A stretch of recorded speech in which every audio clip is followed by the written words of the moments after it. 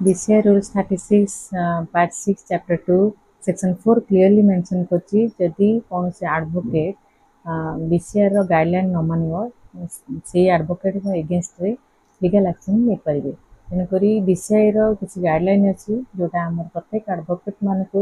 हमर गोटे सुंदर प्रोफेशन को सबले सम्मान देबा दरकार एवं तार गाइडलाइन हैला को वीडियो पय से परमिशन देछि जदि गोटे एडवोकेट से मानकर लीगल सचेतना दउचंती आइन को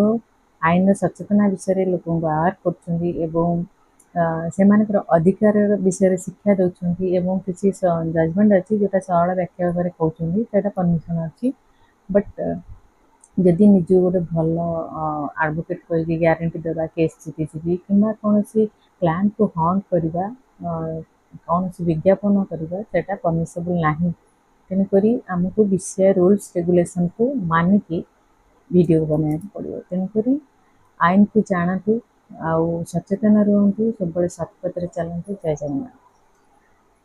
BCI Rules 36 Part 6 Chapter 2 Section 4 clearly mention करछि जदि कौन से एडवोकेट BCI रो गाइडलाइन न मानिबो से एडवोकेट को अगेंस्ट रे लीगल एक्शन ले परिबे तेनकरी BCI रो किछि गाइडलाइन अछि जोटा हमर प्रत्येक एडवोकेट मानको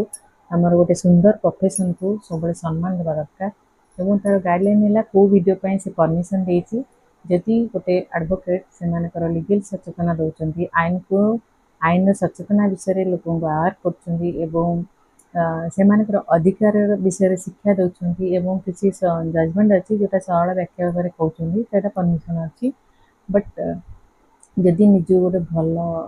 एडवोकेट कह ग्यारंटी देवा केस जीतिजी कि कौन क्लाएंट को हॉन्ट करवा